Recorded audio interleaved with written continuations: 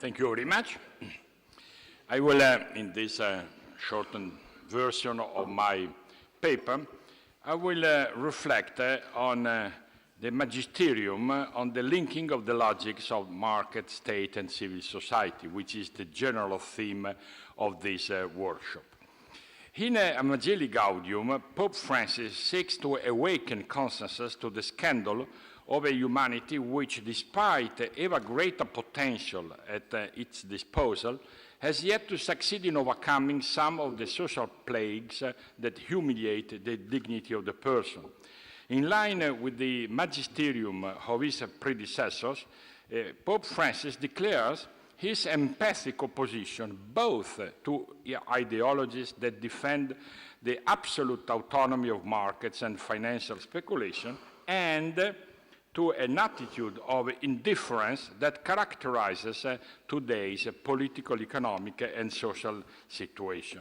In particular, Pope Francis declares his opposition to, I quote, ideologies which defend the absolute autonomy of the marketplace and financial speculation, unquote. On this point, we read in Evangelii Gaudium, I quote, in this context, some people continue to defend trickle-down theories which assume that economic growth encouraged by a free market will inevitably succeed in bringing about greater justice and inclusiveness in the world. This opinion, which has never been confirmed by the facts, expresses a crude and naive trust in the goodness of those wielding economic power and in the sacralized workings of the prevailing economic system, unquote. The moral consequence of this insidious determinism is, it seems to me, the plague of moral disengagement.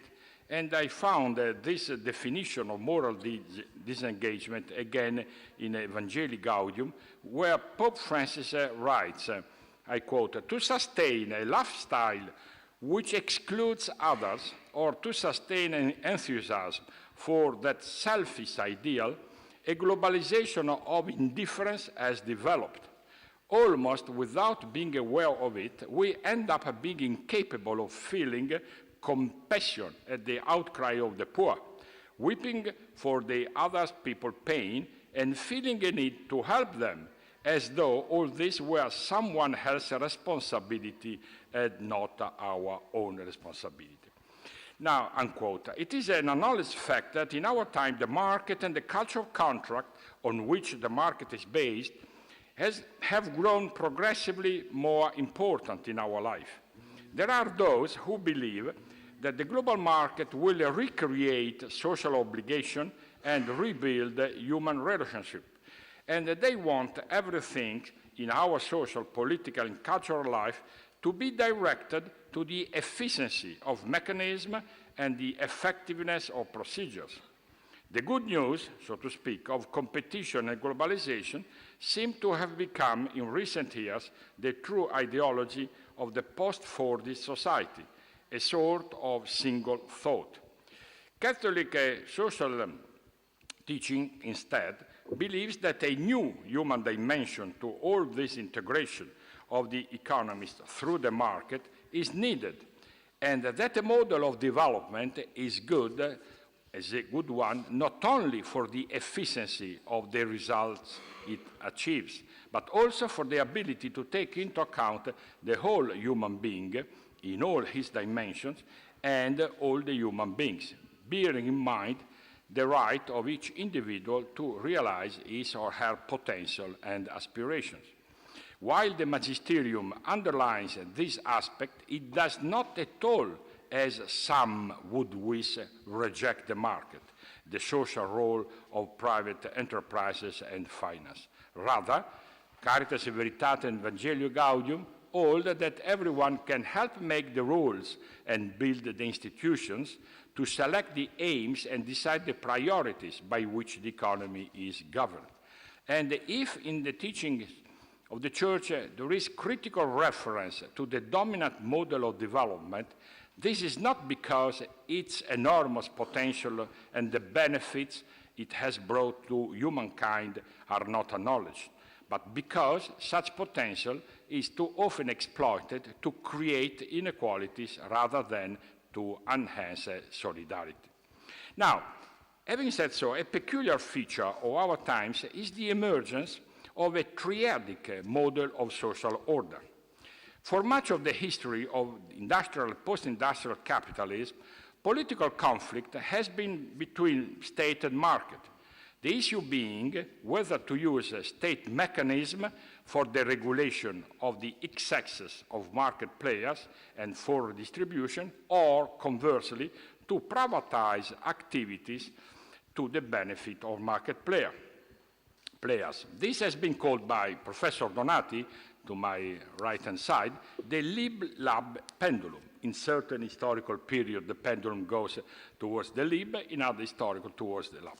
Now, the great contribution to me of Caritas in Veritate makes to social thought is the transition it proposes from a dichotomous model to a triadic model of social order. The triadic model would be a product of three logics, and the desired hybridization occurs if civil society expands with respect to the market and the state. The market and the state attempt to impose their own logic on civil society, for instance, through privatization, regulation, or commercialization. When Benedict XVI expects hybrid forms of commercial behavior to emerge, I quoted for him, which would reflect an attentiveness to ways of civilizing the economy, unquote, he means a configuration which overcomes, at least in part, the commercial logic of market exchange and the regulatory administrative logic of the state. To clarify the point, let us remind that it is the organization of exchange and allocation of land, labor, and capital, the three main factors of production, as you know, that ultimately sustains any model of economic order. Exchange and allocation systems can be actuated in a plurality of ways characterized by their distinctive guiding principles, namely competition, cooperation, command. The first two, competition and cooperation, activate economic affairs on the basis of two human dispositions. Competition is based on the human disposition to undertake certain activities for the reward to be gotten from completing those activities successfully. Cooperation derives from the human disposition to undertake certain tasks collectively because they cannot be done effectively by person working alone or cannot be done at all by such effort. Thus, competition manifests human individuality, while cooperation expresses human sociability. Finally, command operates via intervention and often involves government actions to curb certain destructive human activities energized by competition or cooperation.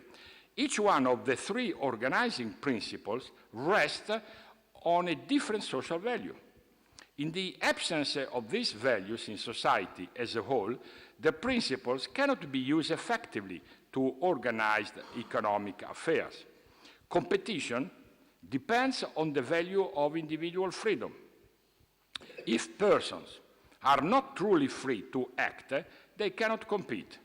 Cooperation, on the other hand, rests on the value of community, solidarity. Without that value being widely shared across society, collective action cannot be undertaken.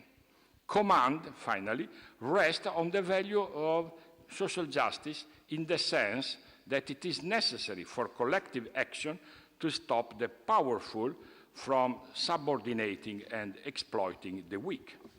Now, the market economy is that particular model of social order characterized by the dominance of factor markets as a system of allocation and exchange of land, labor, and capital. And contrary to conventional wisdom, market economies do not follow a unilinear path over time. In fact, after a rising phase, they stagnate and eventually decline. Last year, a volume by Bas van Bavel, he's a Dutch economist, whose title is revealing. The title is The Invisible Hand, published by Oxford University Press. It represents, in my opinion, one of the most detailed analyses of what I just said. That is, he takes an historical as well as a theoretical approach. And he asks himself the following: why is it the case that in certain historical periods market economies flourish and in other the opposite is true? But for reasons of time, I'm better skipping that. Now, what I've said represents a critical assessment of the literature on that historiography of markets that takes for granted the received view according to which markets, if unobstructed, guarantee an optimal allocation of resources, creating ongoing economic growth and the general rise of welfare. At the same time, economic freedom in the market sphere and political freedom in the public sphere, by mutually reinforcing each other, will ensure a progressive democratic society.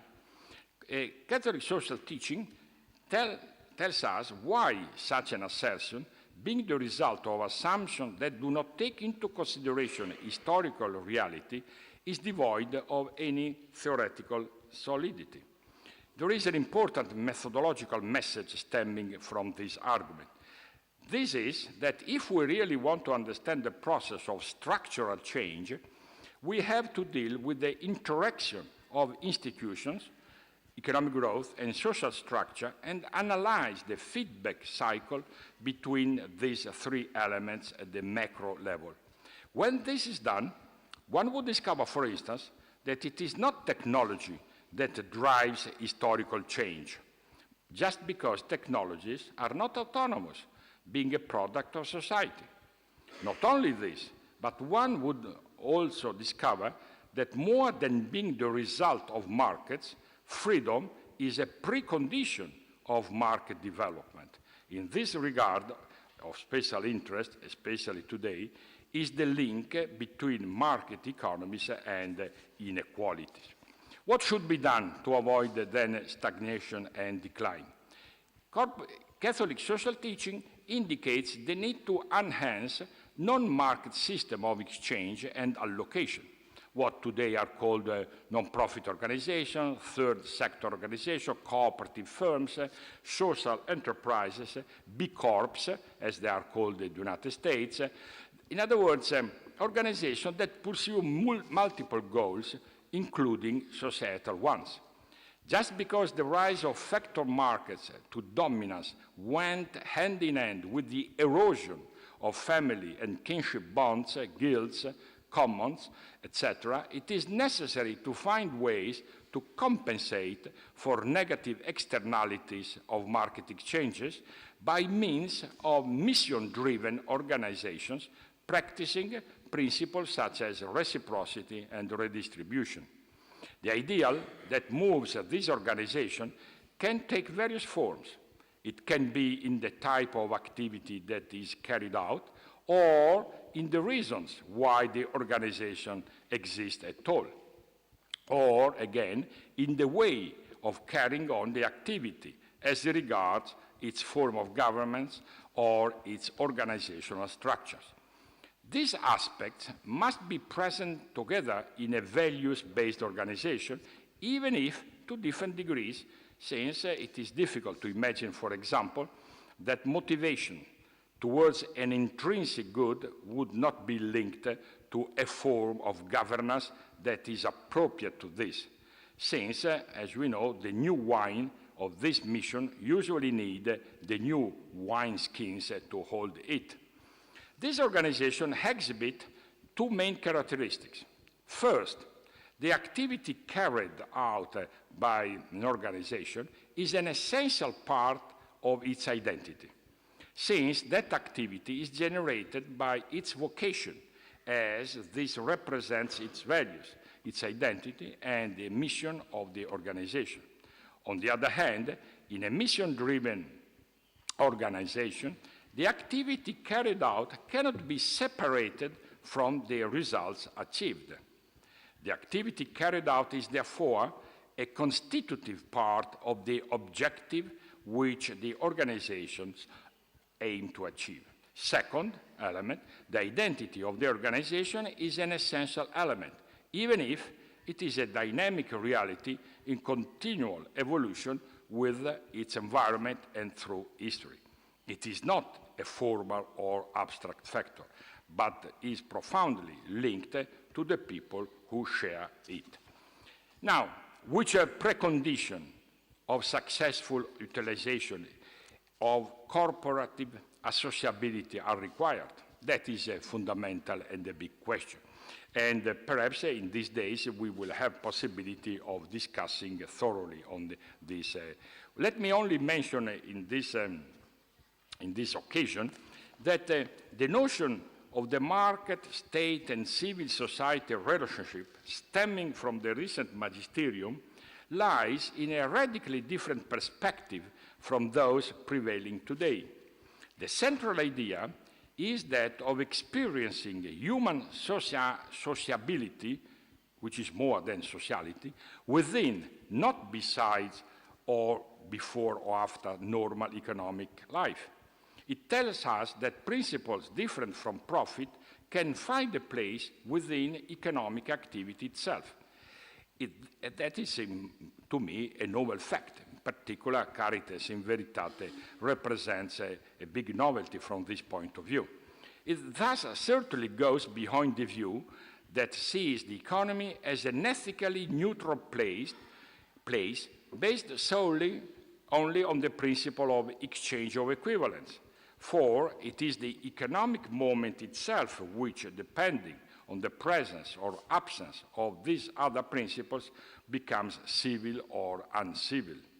But it likewise goes behind the view that see gift and reciprocity as the prerogative of other moments of spheres of social life, a view that is still rooted even today in quite a few expressions of the so-called third sector of organization.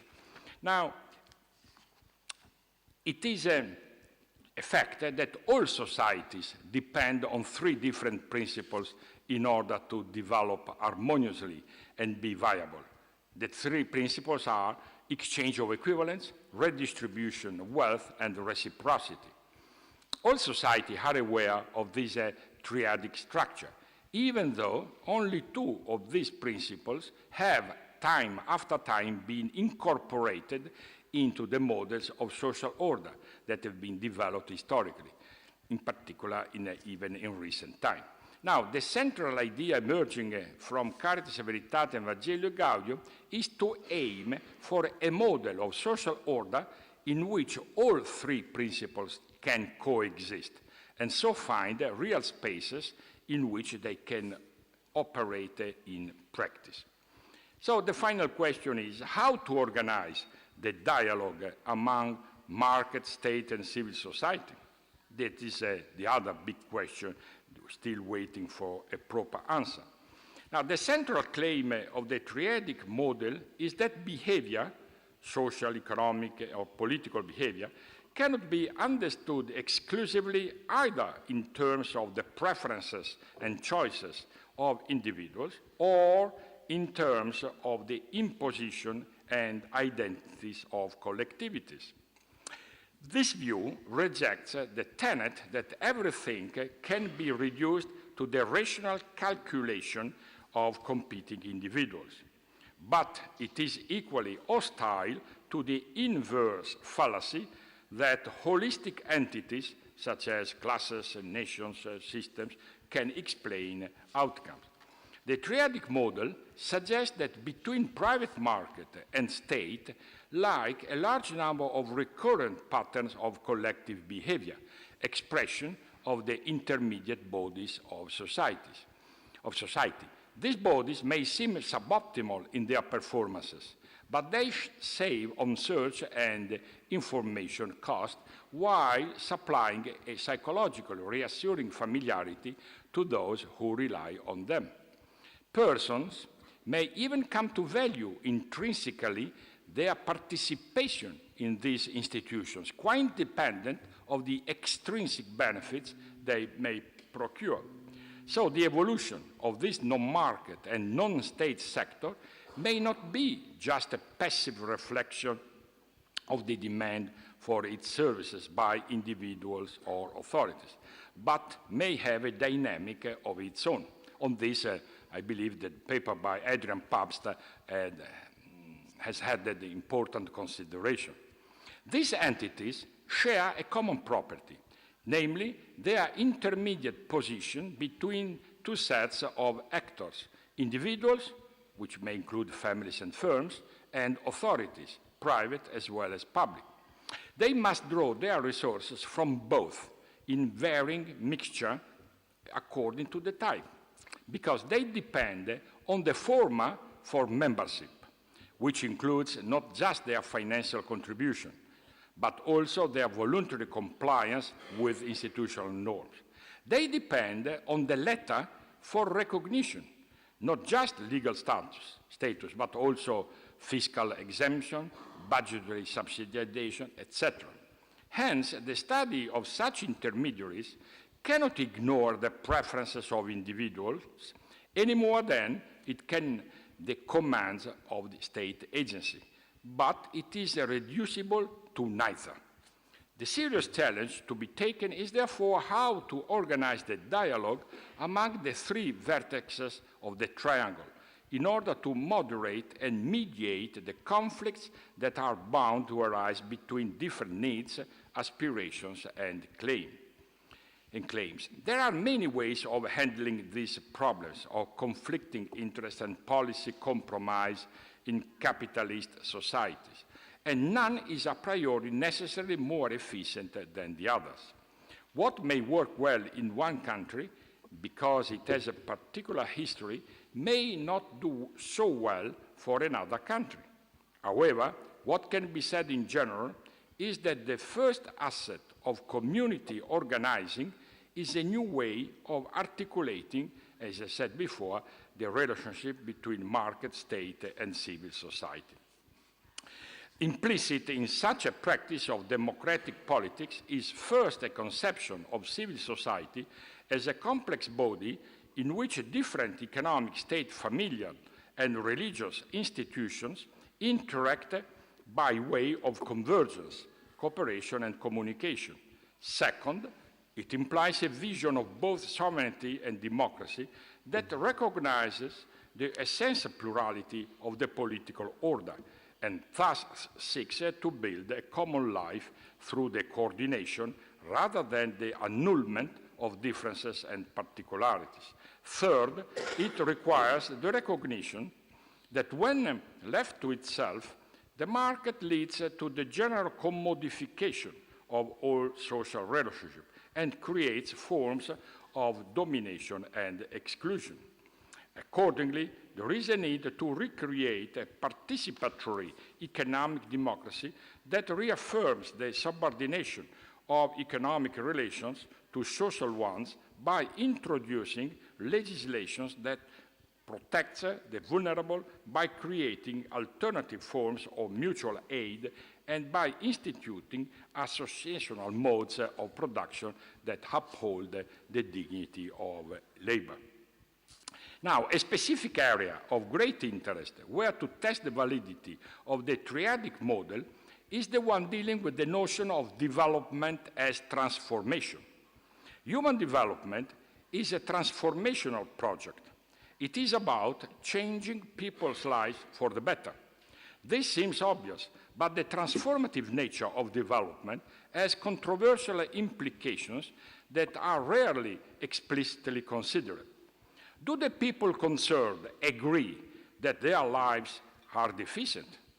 Do they freely consent to the process of development, or is it something that is done to them? Are they better off after development than they were before, or merely changed? It is necessary to elucidate the ethical implications and constraints that follow from examining the idea of development as transformation. These issues have been relatively neglected in the literature, as far as I know. It is not enough to speak only of enhancing people's capacities to live well. for instance, in terms of meeting people's existing basic needs or increasing their ability to satisfy their existing wants. In such accounts, people's values are understood as passive and static with respect to the development process itself. The true human development approach has transformational goals to enhance people's freedom to live the kinds of life they have reasons to value, as Amartya Sen has written. Its goal is that people become more truly the authors of their own lives, and it considers this active authorship also the means by which development should be achieved.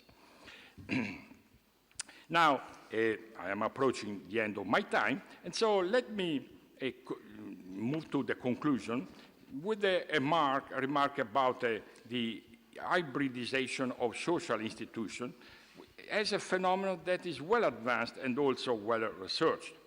However, the dominant approach is still to recognize the blurring of categorical boundaries only along one dimension rather than as a multidimensional trend. It is common to stick to the idea that different types of organizations require different management functions, and that management can therefore not be generic. The majority of authors evaluate hybrid organizations on grounds such as great efficiency or of capturing economies of scope. On the other hand, true hybridity is intentional and purposeful. That is in particular the major temptation of we as economists. As strongly stressed in Caritas in Veritate, I quote, "The principle of gratuitousness and the logic of gift as an expression of fraternity can and must find their place within normal economic activity," number 36. Benedict XVI argues at two levels here. On the one hand, he makes a case for hybrid business models from within economic logic. On the other hand, he proposes a profound theological justification for his call, which is rooted in his view of man and of human community under the form of the Trinity. This project understands hybridity as more than merely a continuum of forms of organizations with mixed characteristics. It proposes true hybrids that deeply integrate elements deriving from disparate spheres. I want to conclude. The climate of opinion is now today ridden with pessimistic views of human nature and of public action. There seems to be an emerging consensus that the easiest and most risk-free way to run a program is to assume the worst, that people are selfish, lazy, hedonistic, and unchangeable. The world is more and more regarded as a Hobbesian place, guided by no larger sense of community and populated by citizens who are incapable of basic change. According to this view, to assure an orderly and productive society, one must rely on discipline, and discipline is best maintained by material inducement, though the state should not be reluctant to use coercive authority where appropriate. In this pessimistic interpretation of human nature, people are inherently incapable of creating a community of interest and must be held accountable for their action and be compelled to assume personal responsibility for their own fates. It seems to me that the message of hope that emanates from the Magisterium is that the certainties that technical and scientific progress offer us are not enough. This progress has in fact increased and will continue to increase our ability to find the means to achieve goals of every sort. But if the problem of means is today far more favorably solved than it was at any other time, this does not mean that the same will happen for the problem of ends. This is a problem that we might formulate as, what good things should I desire, rather than what must I do to obtain what I want? Mankind today is burdened by the necessity of choosing its ends, not just its means, hence the need for a new hope. Faced with the chain of means becoming more powerful, contemporary mankind does not seem able to find ways of responding to it other than letting itself be enslaved to it or rebelling against it. It was not so when the chain of means was less powerful. It is understandable that the hope of those who do not have something is directed towards possessing it. This is the whole hope. Continuing to believe that today would be an error, in my opinion. If it is true that, yes, I'm finished, having hope today means precisely this: to not consider oneself either merely a result of processes that fall outside our control or as a self-sufficient entity with no need to entertain relations with others. Thank you.